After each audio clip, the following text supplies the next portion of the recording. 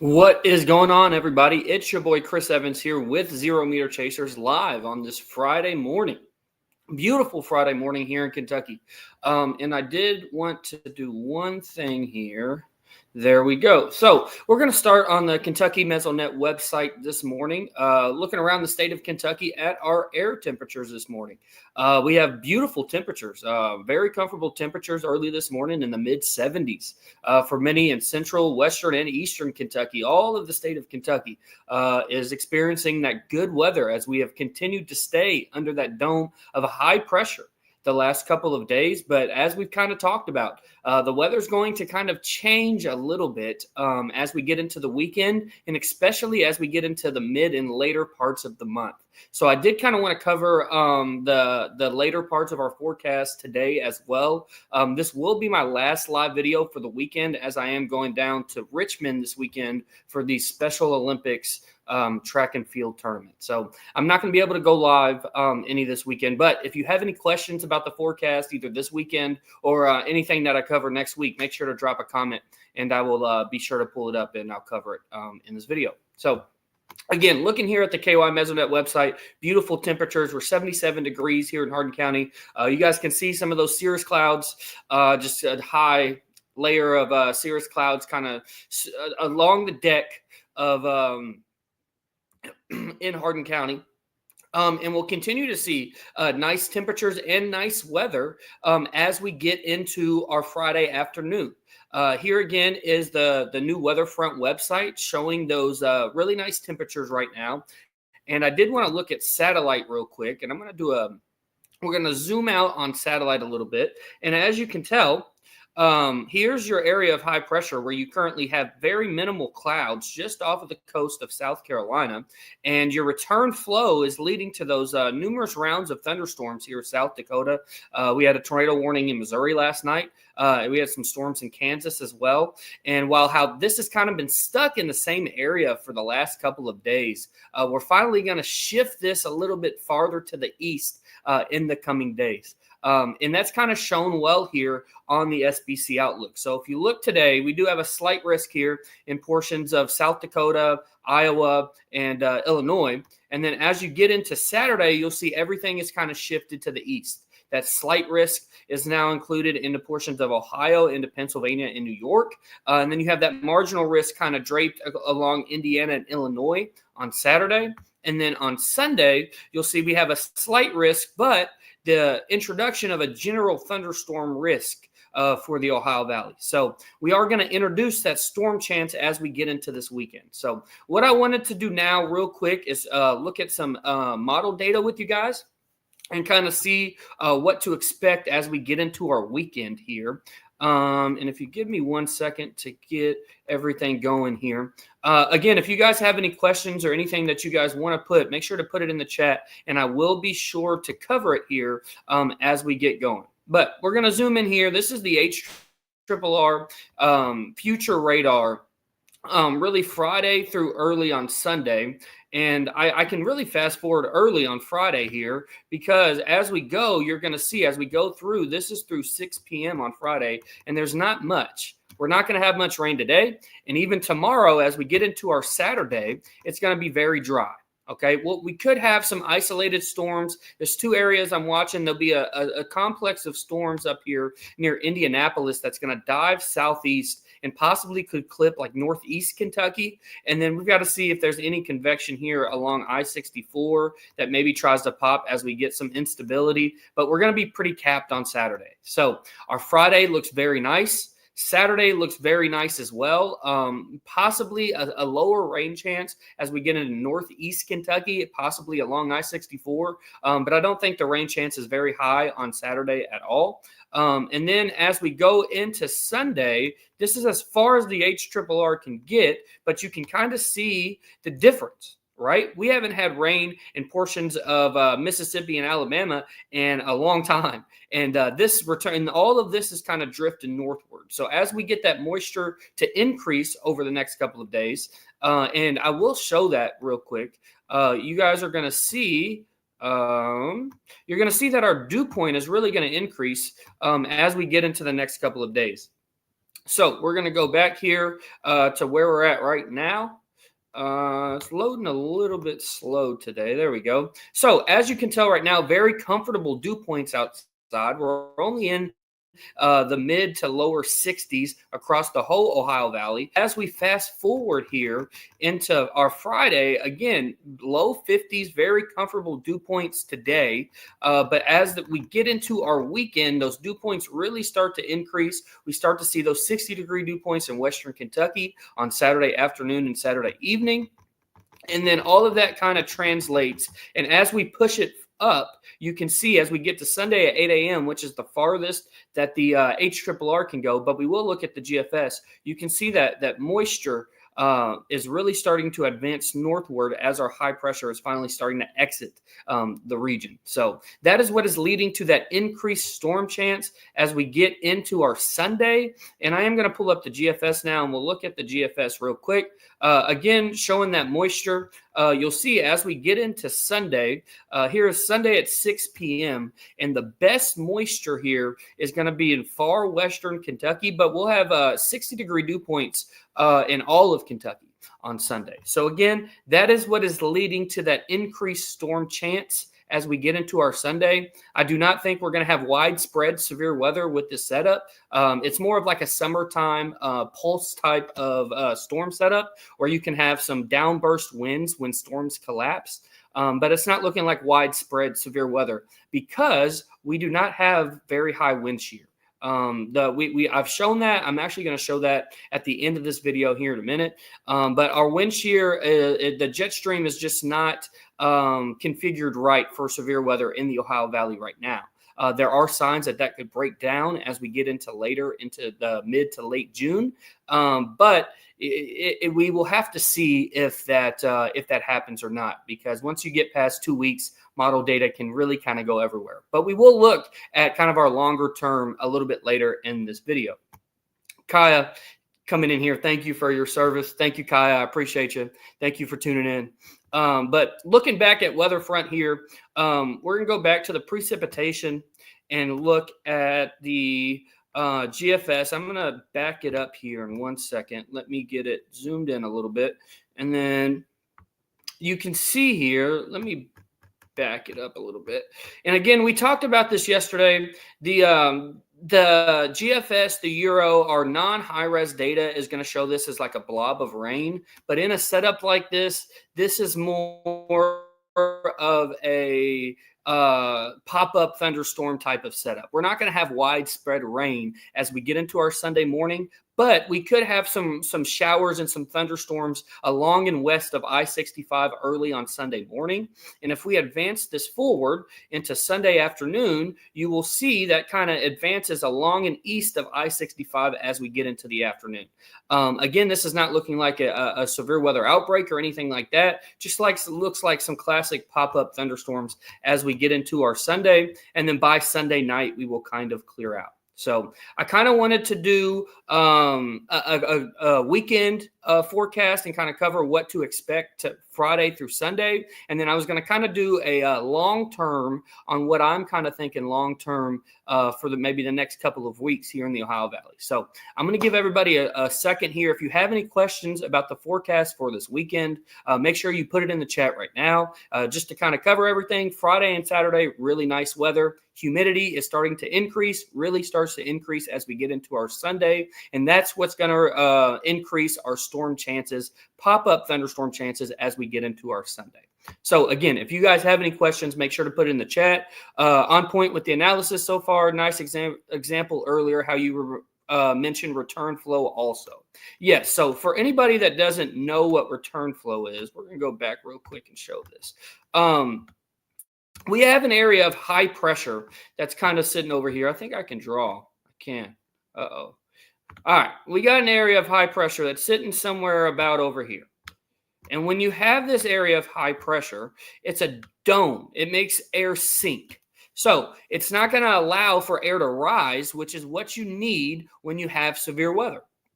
That area of high pressure forces that air to sink, and it also forces the air around it to return flow like this. So everything has to go around the high pressure, excuse my arrow, but it has to go around like this. So what that is causing this to do is it's taking this Gulf moisture and it's taking it and it's throwing it up all the way up here into the Midwest. And that is what has been causing our repeated rounds of storms in South Dakota, into Kansas. And until we get that high pressure to kind of break down and move out, which is going to happen late this weekend into next week, it's going to kind of be the same story. But it's not locked into this setup for forever. Really, we're going to be out of it as we get into late this weekend into next week. But this is what's kind of led to our nice weather for most of this week. This week is just that high pressure forcing that air to sink, not allowing any clouds or any air to rise, which causes thunderstorms. And that's what's causing the repeated rounds of thunderstorms into the central United States. So if anybody had any questions about what return flow was or anything like that, that's what I got for you. So if we have no other questions so far about this weekend, we're kind of going to go to long term. So I'm going to go back here to Sunday. And again, as we get into our Sunday night, we kind of dry out a little bit. Now, there is an interesting feature that I've seen on some data.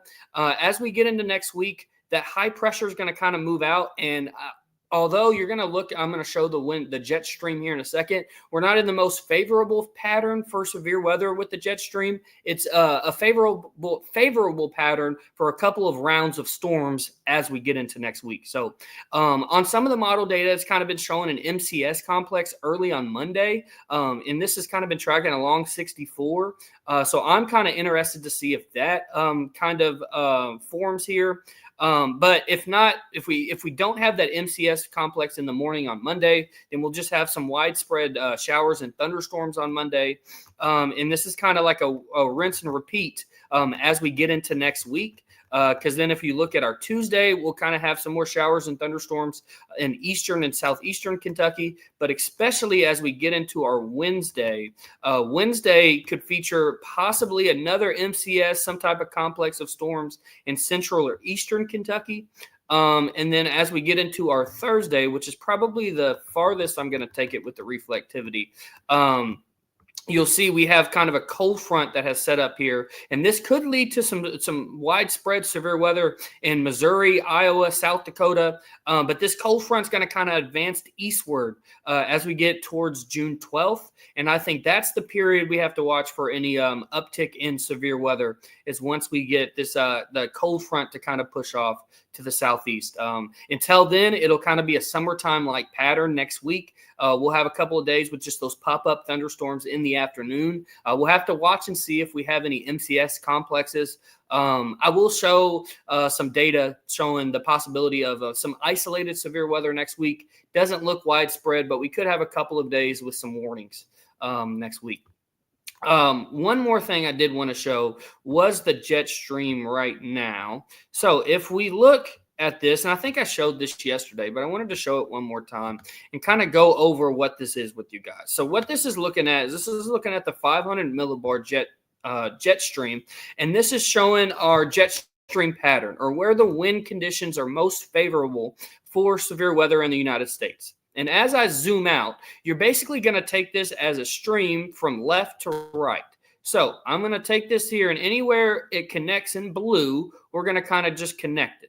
And this right here, anywhere in red, is kind of where that jet stream is currently lined up. That's kind of your driving pattern for the weather systems in the United States. And that is why we have had more of the severe weather threat in the central and north central United States and western United States over the past couple of weeks. We've had that high pressure that we were talking about right here, that were blocking any storm chances and putting that return flow and forcing that severe weather off to the west and to the north.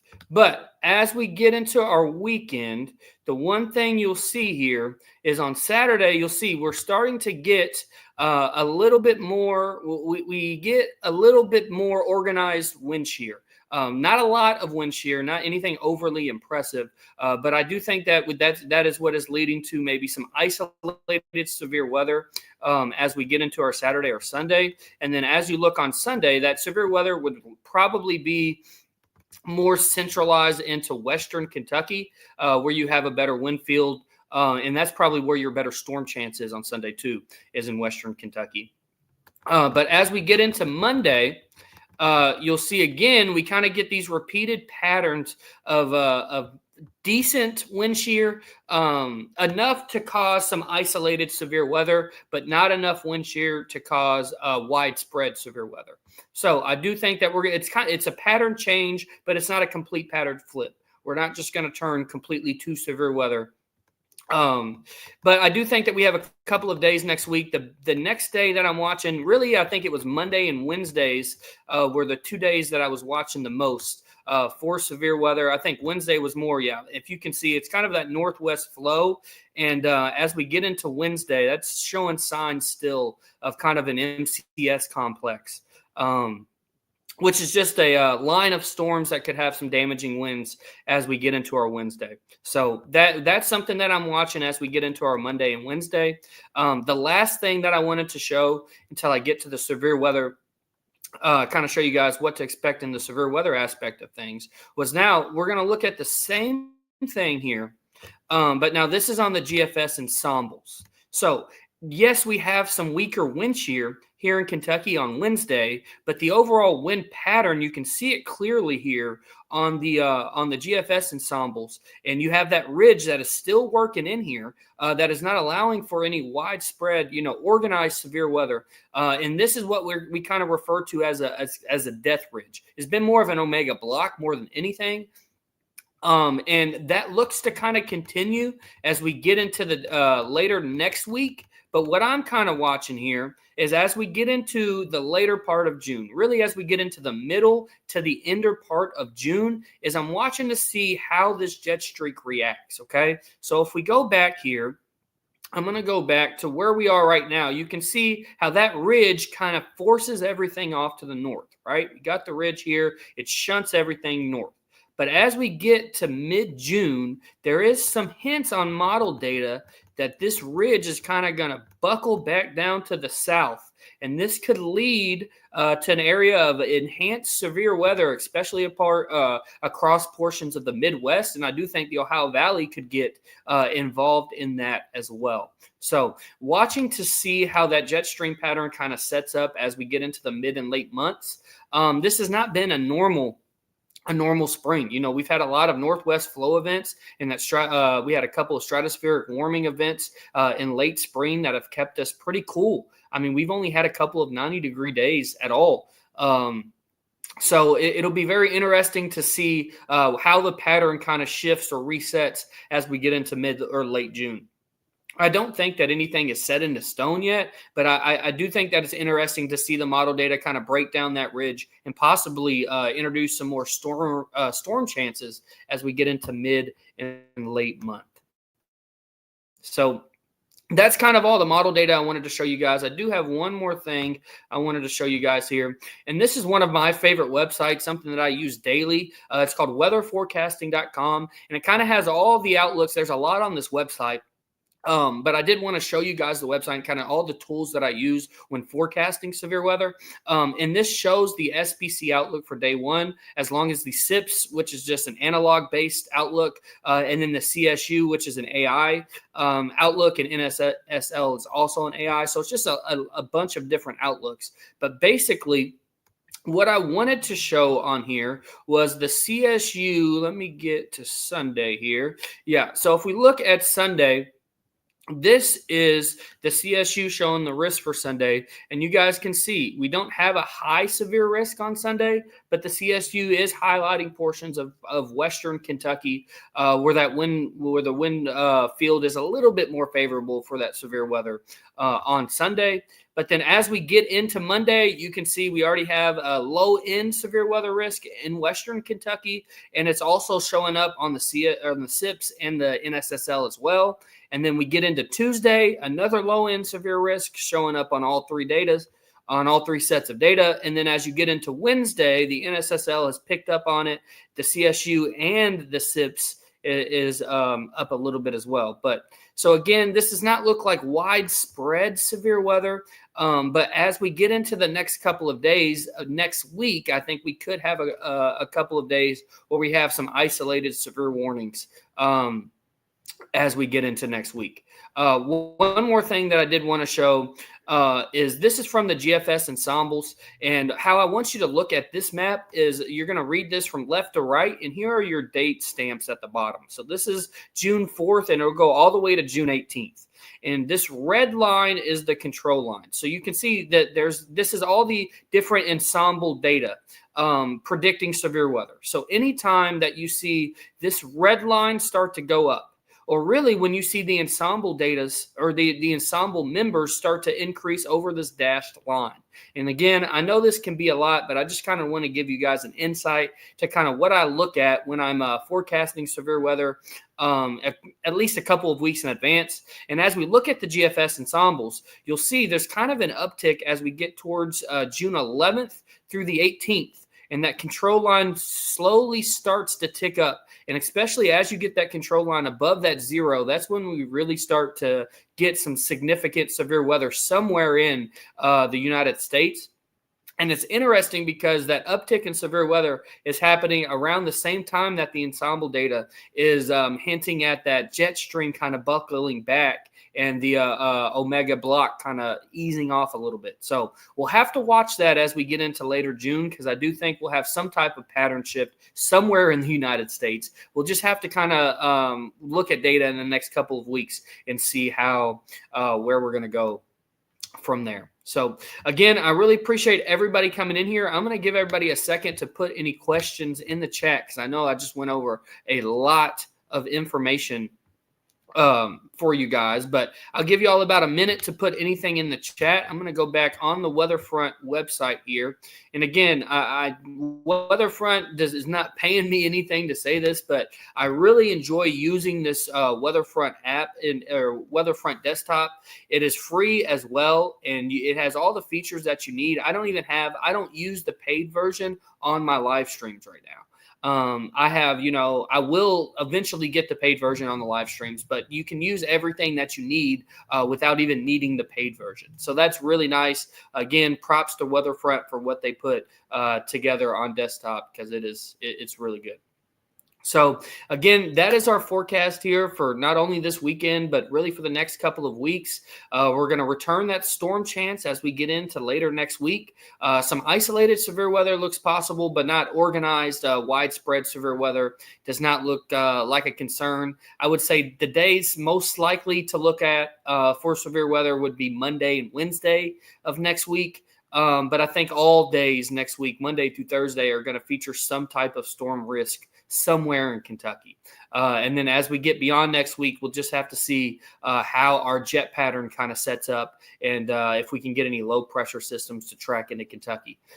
So that is kind of what I'm looking at. Again, this will be my last live video here for the weekend. I am going to Richmond, Kentucky this weekend for the Special Olympics track tournament. Very excited to go there and watch the athletes compete. So if we have no questions, I really appreciate everybody coming in here, and I appreciate all the support. Again, we're going to continue these live video updates really daily. Next week, I'll be back on Monday, and we'll start them again next week, covering the probably daily storm chance that we'll have each day. So again, I appreciate everybody coming in here, and you guys have a blessed weekend.